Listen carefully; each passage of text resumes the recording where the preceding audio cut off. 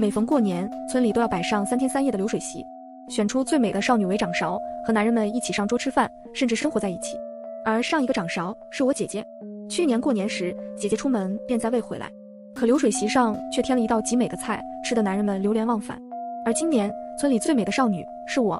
孩子他爹二丫的名字要不要报上去啊？刚进门，竹筐都还没卸下，就听见娘略带愁绪的声音传来：怎么不报？那丫头长得那么美，就该去做掌勺，别忘了掌勺能换半年的粮食呢。这样看，咱们家还愁给大宝娶媳妇吗？可招娣都做过掌勺了，送出去一个还要再送一个吗？我当然知道娘在想什么，姐姐送出去，娘还怕弟弟以后成家没人帮衬，想要将我绑在身边，以后嫁了人也好贴补家里。爹抽着烟枪，一声接一声的咳嗽，黏黏糊糊，仿佛下一秒就要被龙潭卡过去。送就送了，以后咱们的大宝还怕没出息吗？娘闻言恶狠狠剜了我一眼，我打个冷战，不敢说话。而小我1岁的弟弟正在厨房钻着，那腌制仙菇的罐子大咧咧敞开。好吃吗？我一边将新摘的仙菇剁碎放进罐子，一边问家里这唯一的宝贝独苗。哪怕那些仙菇酱是我起早贪黑走了无数里山路摘的，此刻被吃个一干二净，我也不敢说半句话，只能问一句好吃吗？你管我好吃不好吃，爹说了要送你去做掌勺，以后家里的仙菇酱都是我的，我想怎么吃就怎么吃。我低眉顺眼，像个冷冰冰的木头，但却是整个村子里最美的木头。自从去年姐姐做了掌勺，离开村子去了外面求学后，我就一改以前的丑鸭子模样，脱皮换骨，一跃成了村里最美的少女。就连曾经将我鞭笞得满身是伤的娘，在看到我这张脸后，都收回了那条满是包浆的鞭子，只能嘴上狠狠责骂我一番。我这张脸就是我最好的武器。好，你喜欢吃，我就去多采些，都做成酱，等到过年给大家分分。这仙菇酱可是好东西，哪能一个人吃啊？我温柔笑笑，却也没忽略大宝的嘟嘟囔囔。长得这么好看，要不是我村长说我年纪不够，我也想吃流水席。流水席是我们村子的传统，每逢年关将至，村里就会张罗3天3夜的流水席，从大年30直到初2结束，象征着从旧年跨新年。而这最特别的是，流水席的掌勺必须是村里最美的少女，只有少女才能做出餐桌上最美的一道菜，不仅可以上桌吃饭，更能跟男人生活在一起。待到流水席过后，作为掌勺的报酬，村里人会集资出一笔钱，将掌勺送出大山求学。对于村里所有的女孩，能够离开这个村子，离开这座大山，是这辈子梦寐以求的事情。但也有因男女之情昏了头定下亲事，这边做不得掌勺了，毕竟这流水席只要清白纯洁的少女，而我姐姐就是这其中的一人。去年的时候，姐姐的名字被报了上去，在一堆盼地来地招仔中并不显眼，反而普通的很。可就这样，姐姐被村长选上了，当着全村男人的面。招娣可是村里最美的少女啊，往年的几个都没有这么美的，真是越出落越好看。村长油腻腻的手拍了拍姐姐的肩膀，指缝里陈年的黑泥混合着油渍，特别显眼。那是日子过得好才有这种象征，家里有肉，这手可不是油腻腻的。是啊是啊，就凭着招娣这张脸，流水席都要多吃几碗饭。流水席好好做，等到过完年，我们出资把你送出村子上学去。上学是村里每个女孩的梦想，只要有足够的钱，就能够离开这片贫瘠闭塞的土地，去外面上学，不用吃剩饭剩菜，还能够见大世面。姐姐也是一样，哪怕她那双柳叶眉紧巴巴凑在一起，浑身僵硬得像石头，可对上台下我的眼神时，那双眸子弯了起来，我也发自内心的替她高兴。姐姐能够去外面上学了。可选掌勺结束后，姐姐悄咪咪将我拉到一旁问我：二丫，你愿不愿意去上学？我重重点头，眼里满是渴望。那咱们二丫一定能去上成学。我不明白姐姐为什么这么笃定，越临近流水席姐姐就越忙，忙到我只能睡前见上她一次。乘着月色回来的姐姐眼神里满是疲惫，却还是对睡梦中的我说，只要我们二丫能去上学，姐姐干什么都行。娘生我的时候以为是个儿子，好东西没少吃，可出生后我是个丫头。爹觉得我长得丑，丢了面又浪费那么多粮食，正眼都舍不得给我一个。娘在生了弟弟后对我更是动辄打骂，我能长这么大都是姐姐时时护着我。姐姐这是为了给我谋一个出路。可3天的流水席过后，姐姐再也没回来，留给我的只有睡眼朦胧中那一晃一晃离开的黑色辫子。爹说姐姐被送出去了，以后应该也不会回来了。可我知道事实并非如此，这一切都是骗局。二丫，我看到你的名字了。隔着2条街的大牛哥趴在我家篱笆上冲我喊道，铜黄色的皮肤在阳光下都有些反光。你要是不想去做掌勺，就求求我啊，求我就让我娘来你家提亲，有了亲事的女人就不能做掌勺了。我闻言抬起头，姣好的脸颊在光的折射下晃了对面人的眼，惹得大牛狠狠咽了口水。为什么不能去做掌勺？大牛恨铁不成钢，身手矫健翻越栅栏，高大的身子挡在我面前。你傻啊，你不知道你姐姐话还没说完，她就像鸭子被扼住了喉咙，随后拍了几下自己嘴巴。总之你就是不能去做掌勺，你就应该做我婆娘。我坚定地摇了摇头，我想去找我姐姐，梦里都梦到我姐姐让我去找她呢。大牛哥，你梦到了吗？大牛的脸色随着我说的话苍白了起来，结结巴巴地否认。姐姐一定是偷偷回来了。前几天我还在山里的小路上看到姐姐了，就是那尽头的花草十分茂盛的地方。我描述的惟妙惟肖，大牛的冷汗却滴答滴答落下。去年是他第一次参加村里的流水席，虽说那滋味难忘，可自己胆子确实不大。听这么一说，还真的有点害怕。我盯着大牛踉踉跄跄跑走的身影，眼神暗了下来，手上却一刻不停地做着仙菇酱。姐姐，你说他跑什么呢？而我身后的角落，一个影子若隐若现。流水席的制作流程复杂，提前半个月就得备菜、擦洗场地，全村人都得帮忙。女人们洗菜摘菜，男人们就砍柴搭伙，合伙一起建起来的还有一座小小的木屋。这木屋建得极好，不透风，在里面甚至连声音都能隔绝了。我搅动着锅里的菜，造屋子的木匠冲我嘿嘿一笑，祖传的手艺活，也就是掌勺助我才建这么好。木匠的眼神充满着暗示，我却装作什么都不知道，随手将从家里带来的仙菇酱加进锅里，香气扑鼻。那天人人都吃了不少，只夸我做饭好吃。可大牛却不乐意了，趁众人不注意，一把将我拉了出去。你为什么非要去做掌勺？那掌勺就那么好吗？为什么不做呢？气急败坏的他被我这一句反问噎住了喉咙，半天说不出话来。我转身就走，却被人扑倒在地。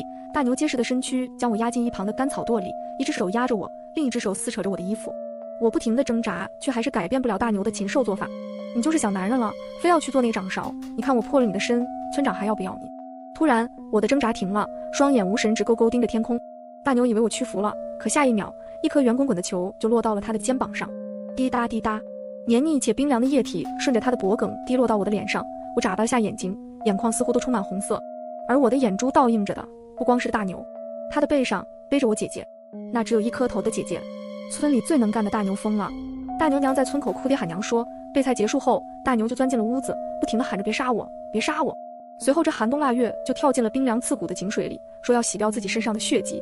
一个大男人竟然抓得自己浑身都是血道子，被捞上来之后更是神神叨叨，掐着嗓子说话，这模样将村民都吓到了。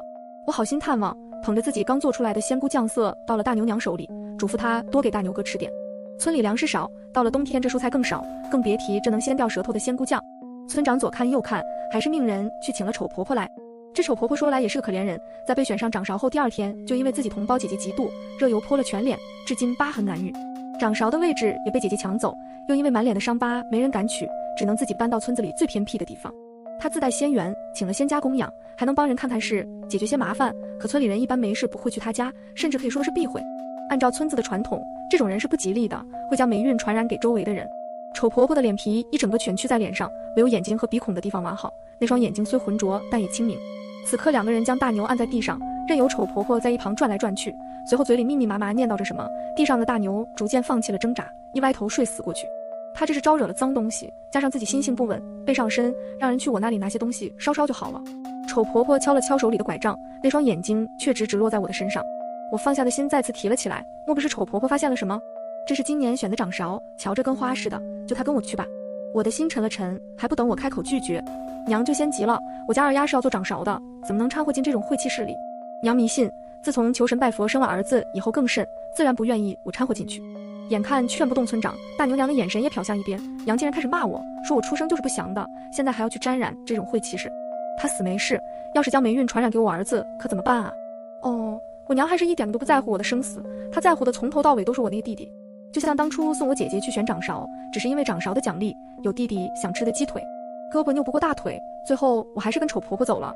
而这一走，我竟然见到了意想不到的人。陈哥，你怎么在这里？打扮整洁的少年掩盖在一片草丛里，丑婆婆只是呆呆望着我说了一句话，你有一个好姐姐。我是来接你的，你姐姐在外面过得不错，我就来接你。我伸出的手却立马收回，警惕地看着她。那场流水席你也是参加了吧？1年前陈星采风误入村子，便顺带记录这里的流水席特色，甚至被邀请参加。可席面结束后，村长却说他喝醉走失到山林里，找了2天都找不到，肯定是被野兽吃了。而1年后他竟然回来了，还带着谎言回来了。那你应该知道我姐姐吧？她怎么可能在外面过得好呢？我那渴望出去的姐姐到死连大山都没出去过，曾经抱着我的姐姐在我面前像狗一样被玩弄，又像猪一样被肢解，从流水席上的美食变成家家户户餐桌上的美食。我不顾身后人的叫喊，径直离开了这里。太阳将要落山时，我踏进了家门，迎面就是艾草混着些其他叶子往身上招呼。晦气死了，别沾上我儿子。浓重的艾草味恰到好处覆盖了我身上的味道。我指了指手中的篮子，转身进厨房继续做我的仙菇酱。晚饭时，仙菇酱上桌，弟弟埋头吃个不停。今天的酱怎么有股肉味，真好吃，像一只丑陋的猪。我心想，可突然，尖细的嗓子在街里传开：“张屠夫死了，张屠夫死了！”而弟弟哭声也骤然响起，他大张的嘴里吐出混着带血的饭菜，而那饭菜中有个血流不停的牙齿和半截散发着寒光的骨头，像是人的指骨。这是什么东西？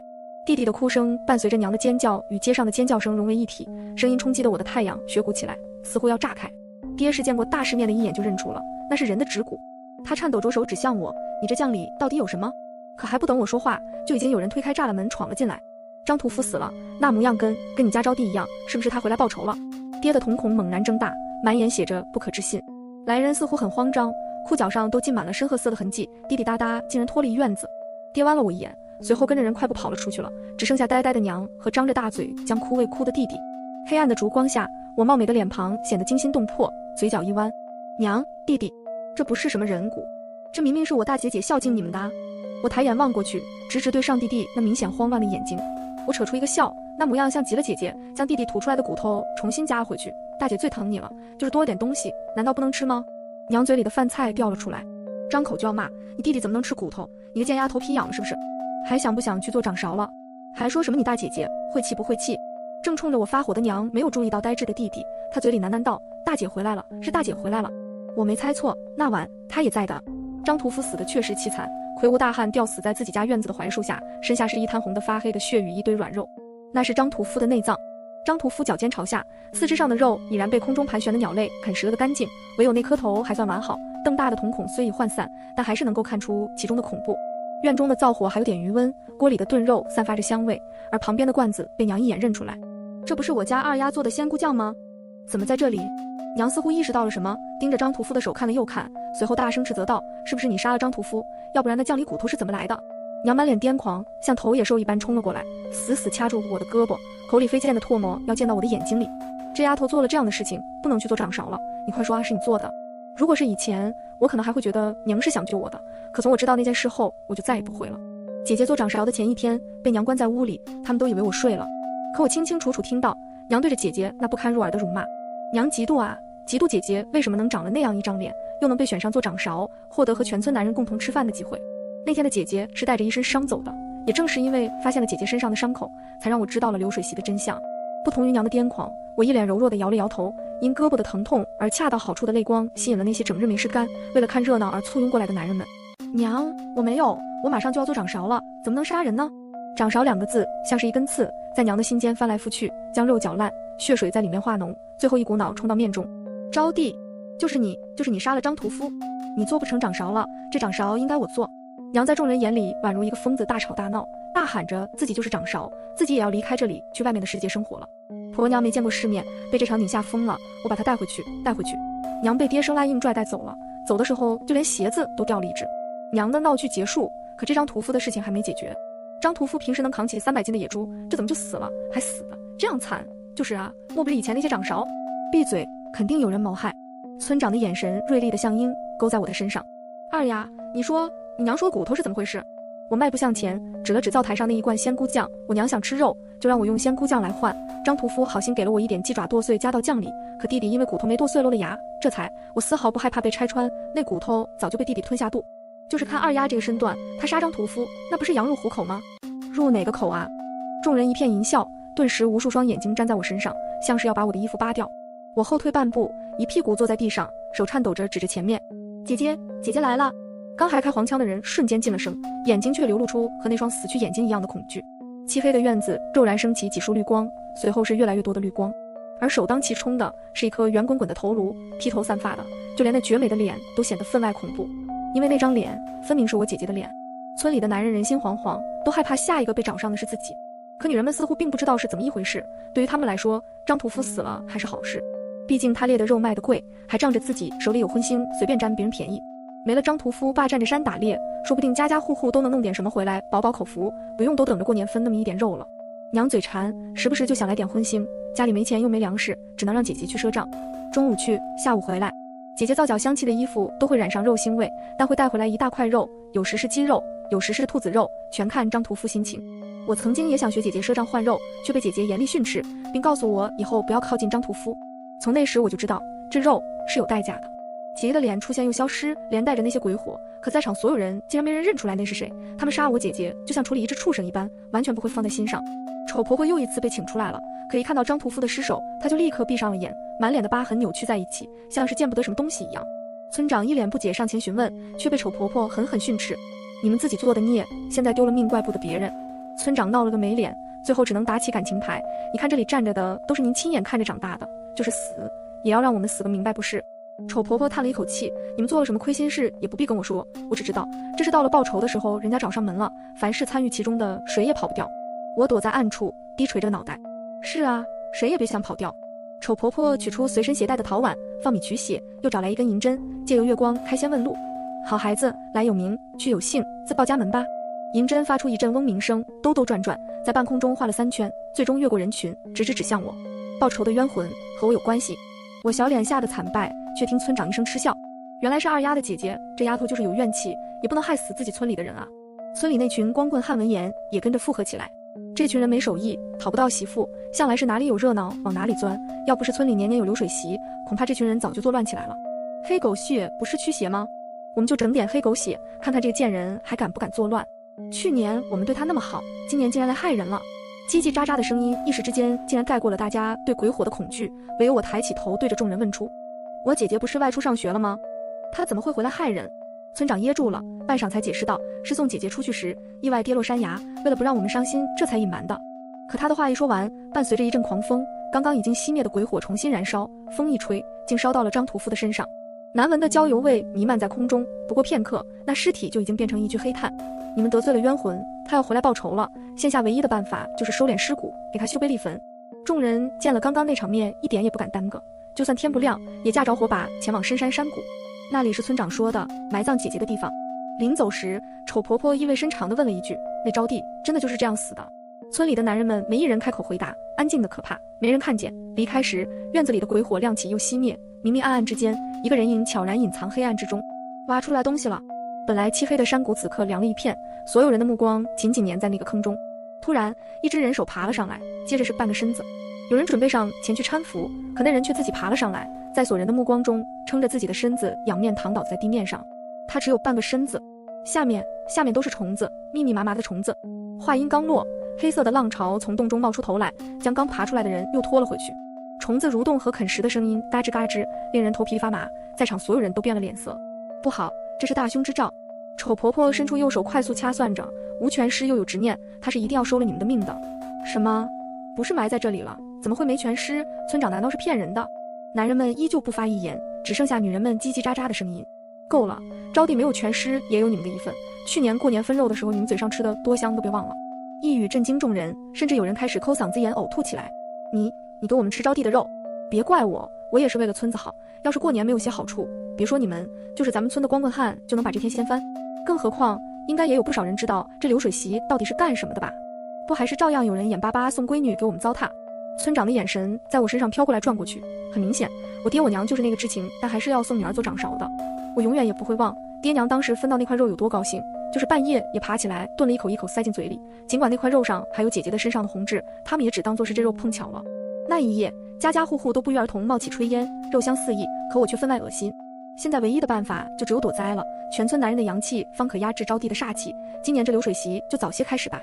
村长瞪着赤红的眼点了头，身后的男人的眼睛也同样鲜红，他们已经不是人了，是野兽。流水席的快乐似乎让这群人忘记了自己身上还背负着罪恶。男人们围坐在一起，几杯黄汤下肚，风言风语从嘴里冒了出来。要我说啊，还得是招娣的滋味最好，也不知道她妹妹怎么样。姐姐妹妹也没差的。可丑婆婆不是说过我们来这里是躲灾的吗？要是招娣真的找过来怎么办？丑婆婆你还真信她，装神弄鬼，想多要点钱而已。男人这边的笑声瞬间吸引了远处女人的目光，刹那间嫉妒羡慕的目光向我涌来。我表面不动神色，夹着自己面前的香气扑鼻的仙菇，塞了一筷子到自己嘴里，接着又是一筷子。这仙菇是村子所特有的，可也只有我知道怎么把这个做得好看又好吃。二丫，你别难过。陈星不知什么时候混了进来，在一群醉汉中特别显眼。我挑了一筷子送到他嘴边，声音甜得能渗出蜜来。陈哥，你尝尝我掌勺的菜，味道怎么样？几口菜下肚，陈星宛如丢失了魂魄的木偶，呆滞地坐在我身旁。我附身到他的耳边，陈哥，我其实很感激你回来接我，不管是出于感恩还是愧疚，我也很感激你给我这个机会，毕竟当初欺辱姐姐的也是有你的一份。陈星的泪水顺着眼尾滑落，却什么都做不到，只能眼睁睁看着自己跟着我的脚步进了那个木屋，然后老老实实躺在床上。外面太阳将要落下，远处的妇女们两两结队回了家，因着丑婆婆说的躲灾，男人们需要留在这里。他们一致认为，只要等到天亮，这场风波就能够平息。可是丑婆婆还少说了一句话，这躲灾躲的其实是身边人。夜到深处，酒罐早就不见一滴酒，外面的人吵吵嚷嚷，一个接一个爬起身，向着我所在的木屋走来。这流水席真痛快啊，还有最后一道菜就完美了，我都等不及了。那掌勺做饭时老是在我面前扭来扭去，要不是怕村长取消我们的名额，早就把他办了。还说他什么姐姐要来复仇，他姐姐我都睡过，还是我亲自掐死的，我还怕他。说这话的人我认识，年过40却仍旧娶不上媳妇的光棍汉，而这原因就是他那特殊的癖好，或者说在这里的男人都有这样的癖好，姐姐就是折辱在这群人手里。我躲在门后，看着这些人像饿狼扑食般扑到床上，撕扯啃咬着床上的人。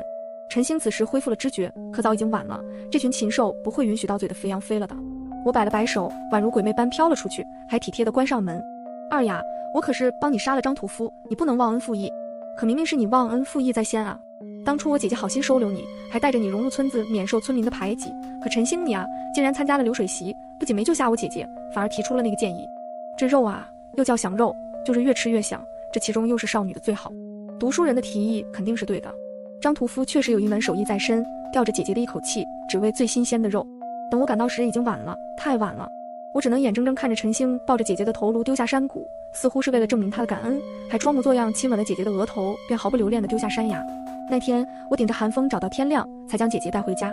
仙菇的香味无处不在，小屋子的隔音效果确实不错，半点声音都没进入我的耳朵里。我将手上的刀磨了又磨，对着微微升起的晨光看了看，这刀真锋利啊。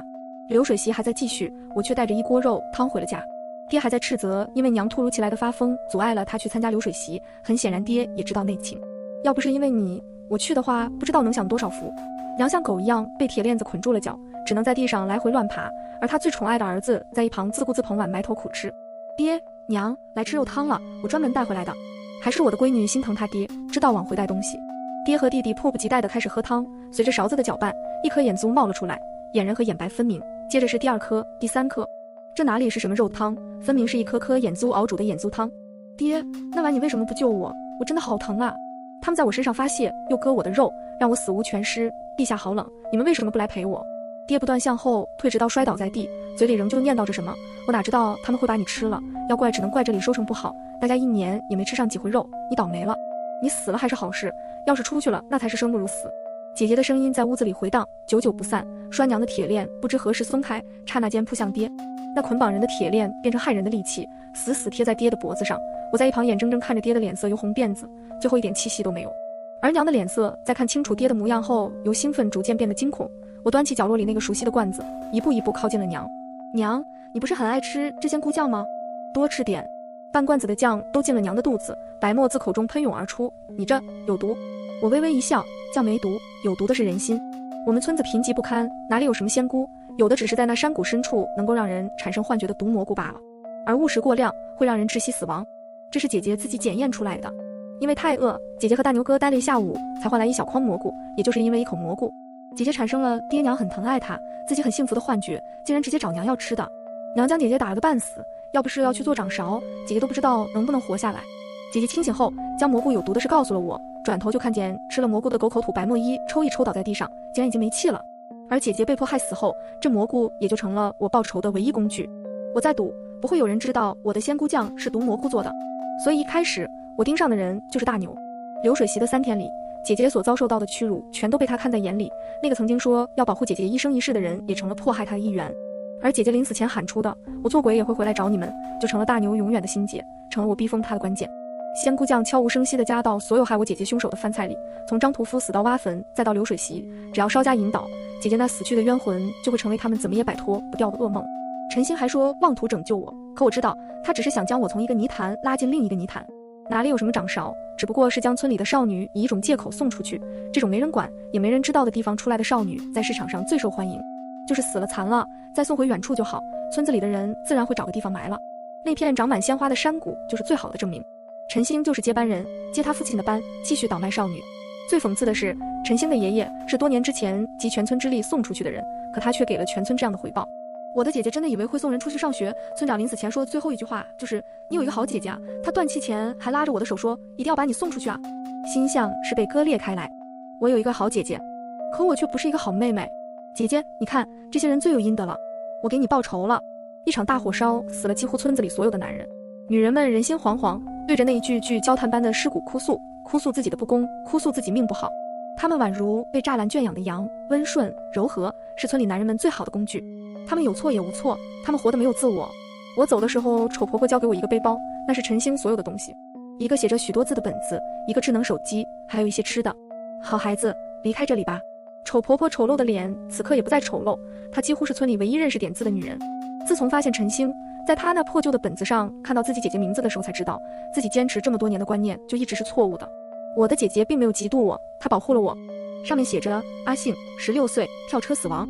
在经受村里男人的欺辱被倒卖出去的时候，丑婆婆的姐姐早就跳车死了。她可能也知道自己妹妹会恨自己很多年，但至少她还活着。我的阿姐，她很漂亮，比我漂亮多了。婆婆，你有一个好姐姐，我也有一个好姐姐。